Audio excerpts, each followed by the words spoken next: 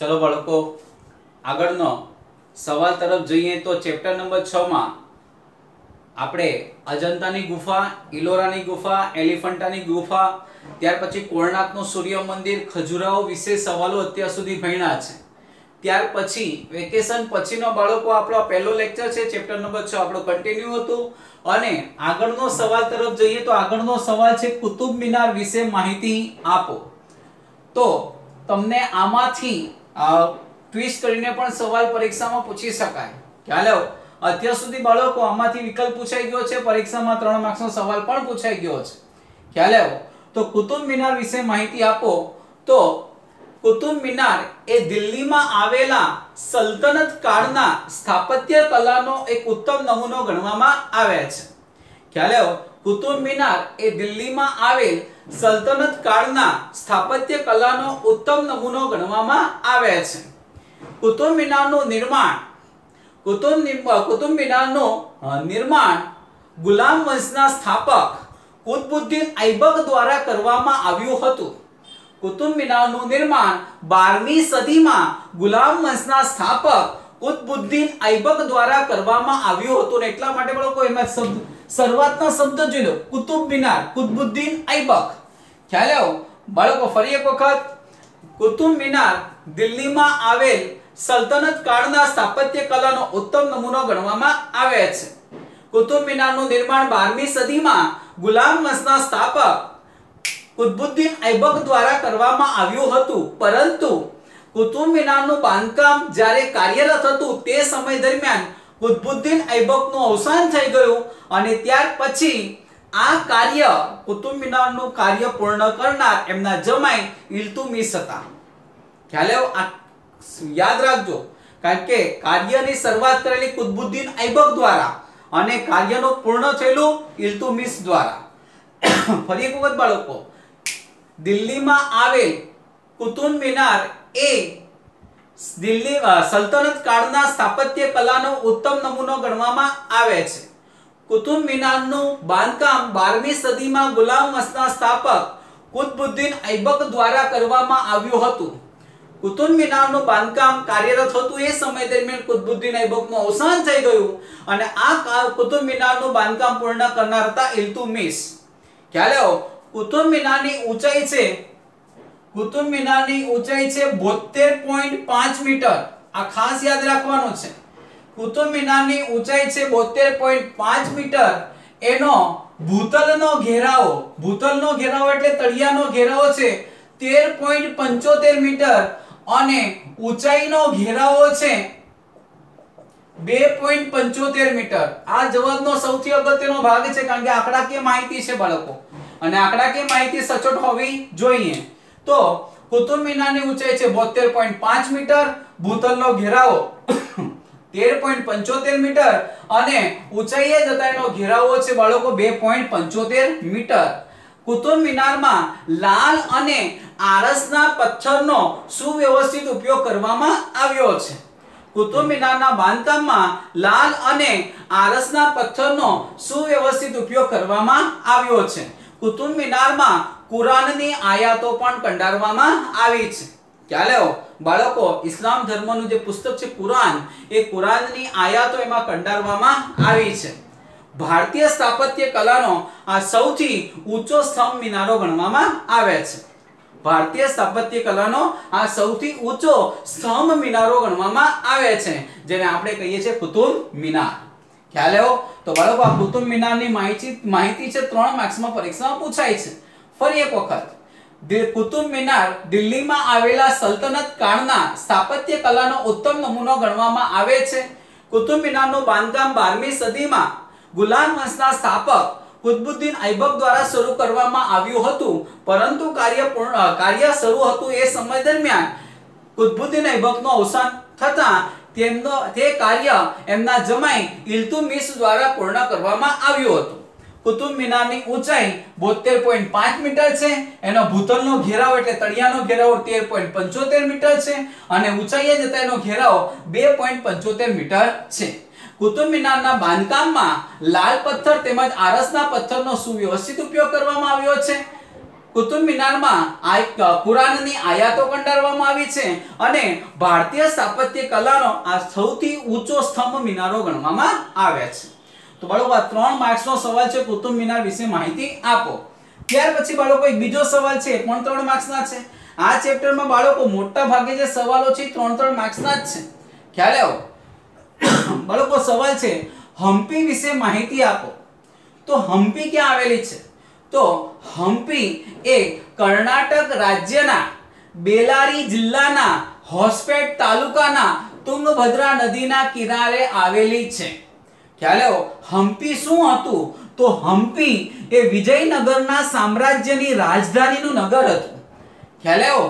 બાળકો હમ્પી એ વિજયનગરના સામ્રાજ્યની રાજધાનીનું નગર હતું બાળકો, અને એટલા માટે હમ્પીમાં ઘણા બધા સ્થાપત્યનું નિર્માણ થયેલું છે, અને એટલા માટે બાળકો એની મહત્વતાને ધ્યાનને લીધે બાળકો મહત્વતાને કારણે આજે બાળકો આ ટોપિક પણ આપણા ધ્યાનમાં આવે છે.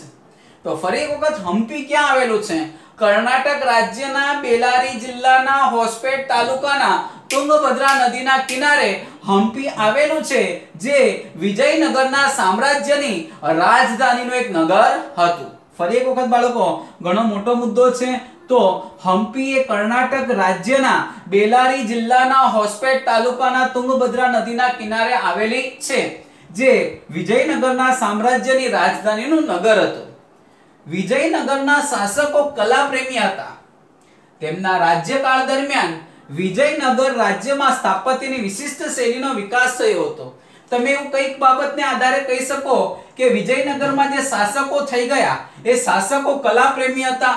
તો બાળકો એનું રીઝન છે કે એ શાસકો દરમિયાન તેમના રાજ્યકાળ દરમિયાન વિજયનગર રાજ્યમાં સ્થાપત્યની વિશિષ્ટ શૈલીનો વિકાસ થયો.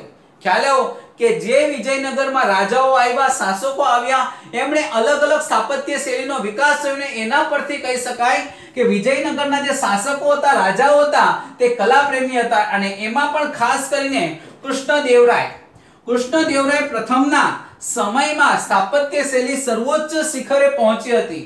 કેમ? કારણ કે કૃષ્ણદેવરાય જે હતા બાળકો, એમના સમયમાં મોટા પાયા પર મંદિરોનું અને સ્થાપત્યનું નિર્માણ થયું હતું, અને એટલા માટે કૃષ્ણદેવરાયનો સમય છે ને એ હમ્પી માટે સુવર્ણ યુગ ગણવામાં આવે છે. ખ્યાલ આવ્યો? હમ્પી માટે બાળકો એ સુવર્ણ યુગ ગણવામાં આવે છે. ચોપડીમાં નથી આપ્યો પણ તમને કહી દઉં, કૃષ્ણદેવરાયનો સમય હતો 1509 થી 1529 નો સમયગાળો. ખ્યાલ આવ્યો? વિજયનગર સ્થાપત્ય શૈલીનો મુખ્ય વિશેષતા વિશાળ પથ્થરોને કોતરીને કરવામાં આવેલા ભવ્ય, ઊંચા અને કલાત્મક સ્તંભ છે. અહીંયા તમને કીધું છે બાળકો કે વિજયનગરની જે રાજધાની હતી હમ્પી, એમાં એક વિશિષ્ટ શૈલીનો, વિશિષ્ટ કલાનો વિકાસ થયો હતો. તો આ વિશિષ્ટ શૈલી કે વિશિષ્ટ કલા શું હતી? તો બાળકો વિશાળ પથ્થરોને કોતરીને કરવામાં આવેલા ભવ્ય, ઊંચા અને કલાત્મક સ્તંભ છે એ હમ્પીએ આપેલી એક દેન છે. હમ્પી આપેલી એક કલા છે, અને એટલા માટે બાળકો એક વિશિષ્ટ શૈલીનો અહીંયા ઉદ્ભવ અને વિકાસ થયો હતો. સ્તંભો અને સ્તંભાવલી. બાળકો સ્તંભ હોય અને એના પર નાના નાના સ્તંભો કોતરવામાં આવે છે, એવી સ્તંભાવલીઓ પરના દેવો, મનુષ્ય, પશુઓ, યોદ્ધા, નર્તકી વગેરેના ઘણા સુંદર અને કલાત્મક શિલ્પો કંડારેલા છે. બાળકો ચિત્ર દોરવું અઘરું પડે છે, પણ આ તો સ્તંભ છે.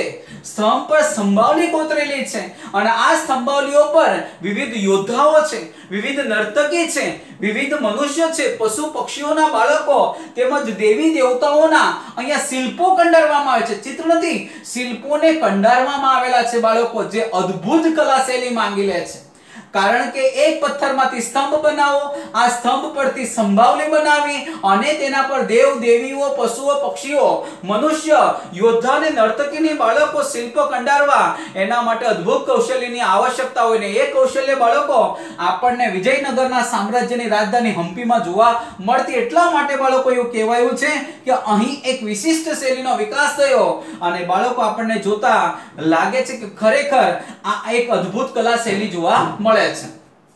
વિજયનગર સામ્રાજ્યમાં હમ્પી નગરમાં કૃષ્ણદેવરાયના સમયમાં વિઠ્ઠલ મંદિર, વિઠ્ઠલ મંદિર અને હજારા રામ મંદિરનું નિર્માણ થયું હતું. કારણ કે બાળકો હું તમને ફરી પાછો કહું છું કે હમ્પી એ ખરેખર હમ્પીની સ્થાપના થઈ હતી બાળકો 1336 માં. સર આ માહિતી ચોપડીમાં નથી આપી બાળકો. જૂની ચોપડી હતી ને જૂના ચોપડીમાં, તો જૂના ચોપડીમાં આનું વિસ્તારપૂર્વક વિવરણ હતું જે તમને હમણાં હું કહી દઉં છું. બાળકો હમ્પીની સ્થાપના થઈ હતી 1336 માં હરિહર અને બુક્કારાએ કરેલી. હમ્પીની સ્થાપના બાળકો 1336 માં હરિહર અને બુક્કારાય દ્વારા કરવામાં આવી હતી. ખ્યાલ આવ્યો? ત્યાર પછી બાળકો માંડીને 1509 થી 1529 નો સમયગાળો આવે છે કૃષ્ણદેવરાયનો, જે હમ્પી માટે સુવર્ણ યુગ હતો. કારણ કે આ ટૂંકા સમયગાળા દરમિયાન હમ્પીએ ખૂબ મોટી પ્રગતિ કરી હતી. પછી બાળકો છેલ્લે આવે છે હમ્પી 1565. હમ્પીનો બાળકો 1565 માં પતન થયું હતું તાલીકોટાના યુદ્ધમાં, અને હમ્પીના છેલ્લા રાજા હતા રામરાય. કોણ હતા?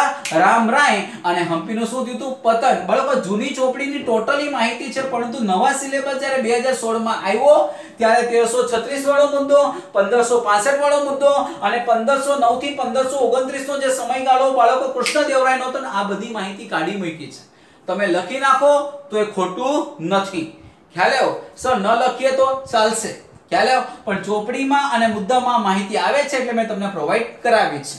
ફરી એક વખત બાળકો, હમ્પી નગરમાં કૃષ્ણદેવરાય સમયમાં વિઠ્ઠલ મંદિર અને હજારા રામ મંદિરનું નિર્માણ થયું હતું. આ ઉપરાંત અહીં વિરૂપાક્ષ મંદિર, શ્રી કૃષ્ણ મંદિર અને અચ્યુતરાયના મંદિરો પણ આવેલા છે.